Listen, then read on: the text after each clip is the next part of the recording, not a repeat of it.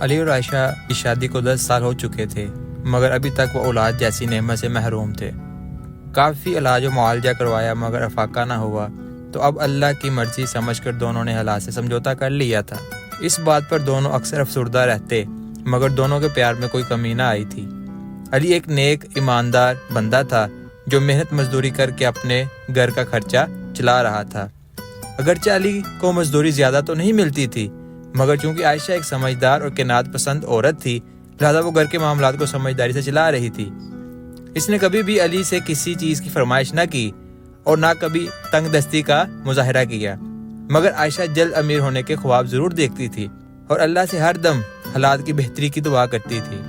ایک دن علی گھر سے نکلا، تھوڑی دور گیا تو اس نے دیکھا ایک برا آدمی گلی کے کنارے بیٹھا ہے۔ برے آدمی نے علی کو دیکھ کر پانی مانگا تو علی نے دکان سے گلاس میں پانی بھر کر اس برے کو پلا دیا۔ برے آدمی نے پانی پینے کے بعد علی کا شکریہ ادا کیا اور علی کو ڈھیروں دعائیں دیں۔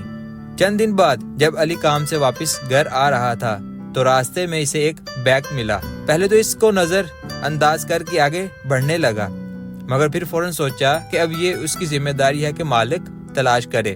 یہ سوچ کر علی نے پہلے ادھر ادھر دیکھا، جب کوئی نظر نہ آیا تو بیگ اٹھا کر گھر آ گیا۔ عائشہ نے علی کے ہاتھ میں پکڑے بیگ کو سوالیہ انداز میں دیکھا تو علی نے ساری بات بتا دی۔ عائشہ نے فوراً علی کے ہاتھ سے بیگ پکڑا اور اسے کھول دیا۔ اندر نئے اور پرانے نوٹ ہی نوٹ تھے۔ عائشہ اتنے نوٹ دیکھ کر گھبرا گئی اور جلدی سے بیگ بند کر کے ادھر ادھر دیکھنے لگی کہ کہیں کوئی دیکھ تو نہیں رہا۔ عائشہ تجسس اور خوشی کے ملے جلے تاثرات کے ساتھ علی کا چہرہ تکنے لگی، جیسے پوچھ رہی ہو کہ اب کیا کرنا ہے۔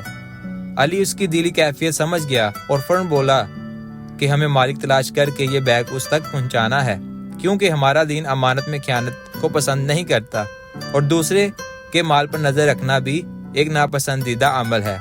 علی کی یہ بات سن کر عائشہ بولی کہ وقتی طور پر شیطان نے مجھے بہکانے کی کوشش کی تھی، مگر اللہ کا شکر ہے کہ میں تمہاری بات سے ہوش میں آ گئی ہوں۔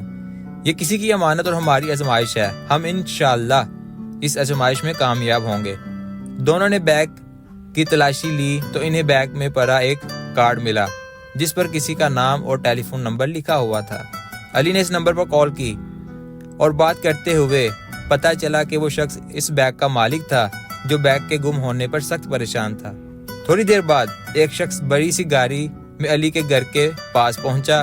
علی نے اس امیر آدمی کو بیگ پکڑا دیا اور معصومیت سے بولا، آپ نوٹ گن لیں، ہم نے کچھ نہیں لیا، مجھے آپ پر یقین ہے۔ یہ کہہ کر اس آدمی نے بیگ پکڑ کر کھولا اور ڈھیر سارے نوٹ نکال کر علی کو دیتے ہوئے اس کا شکریہ ادا کیا۔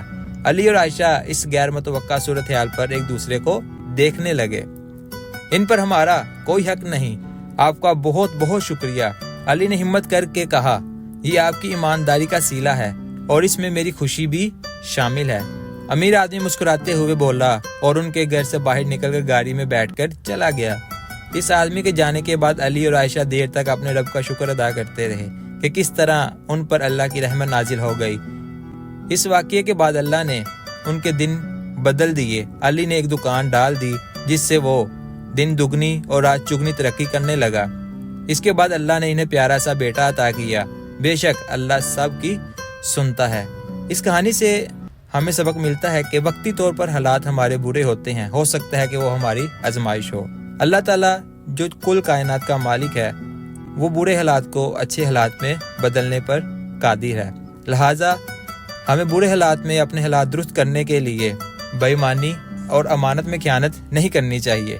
اللہ تعالیٰ ہمیں ہر طرح کی آزمائش میں پورا اترنے کی توفیق عطا فرمائے۔ اگر یہ کہانی آپ کو پسند آئی ہو تو ہمارے چینل کو سبسکرائب کیجئے گا اور اپنی قیمتی آراء سے ہمیں آگاہ کیجئے گا۔ انشاءاللہ بہت جلد آپ کی خدمت میں نئی کہانی کے ساتھ حاضر ہوں گے۔ تب تک کے لیے اللہ حافظ۔